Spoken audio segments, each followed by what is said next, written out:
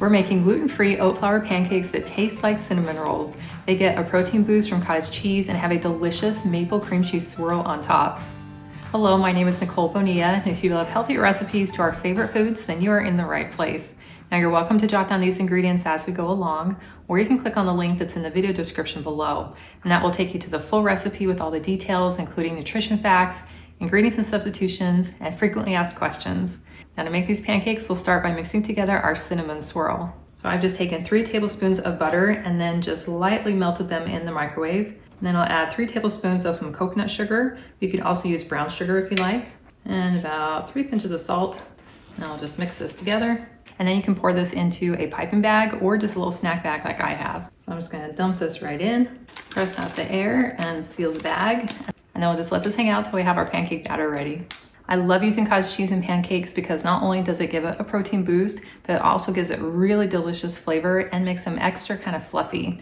So we're going to add 1 cup of some cottage cheese to a blender or a food processor, and that's because we want to smooth out that curdled texture. And you can use large curd, small curd, whatever your preference. I like to use full fat for the most creaminess. Next, we're going to add 1/4 cup of milk. You can use any variety that you like, and 3 tablespoons of some maple syrup for natural sweetness. 2 teaspoons of vanilla for some flavor. And then we're just gonna blend this together on high until we no longer have any cottage cheese curdles. Now I can crack in 2 eggs. And we'll add 2 tablespoons of some light olive oil. You can also use avocado oil. And then we'll add 1 cup of oat flour, and you can use store-bought or just blend up your own. And then I also like to add 1/4 cup of a gluten-free flour blend, and I find it just makes the pancakes just a little bit lighter, but I do include several other flour variations that you can use on the recipe link in the description below. And we'll add 1 tablespoon of some baking powder, and 1/4 teaspoon of salt, and 1/2 teaspoon of cinnamon. And then we'll blend this together just until combined. And then we have this very beautiful and delicious smelling pancake batter. Now you could just pour the batter from the mixer right into your pan to make your pancakes, but I found it's a little bit easier if I pour it into a bowl first. Now to cook your pancakes, you'll want to bring your skillet to a low to medium heat. You can use any pan that you like. I love using my Hex-Clad pans because they give me the best of nonstick, cast iron, and stainless steel. So I'm going to spray it with just a little bit of coconut oil.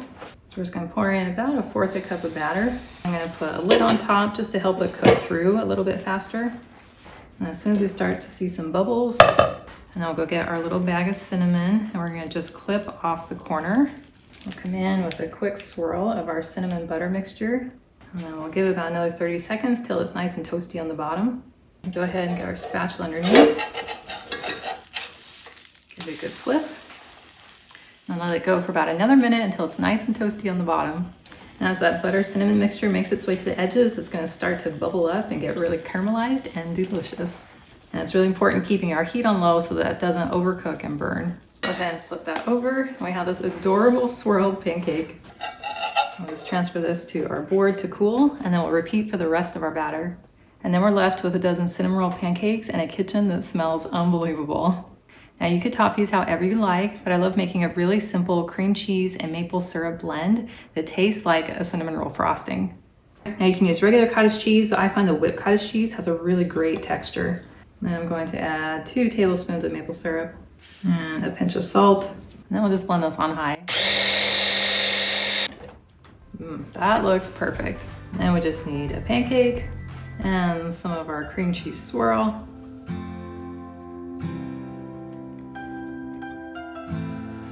That is delicious.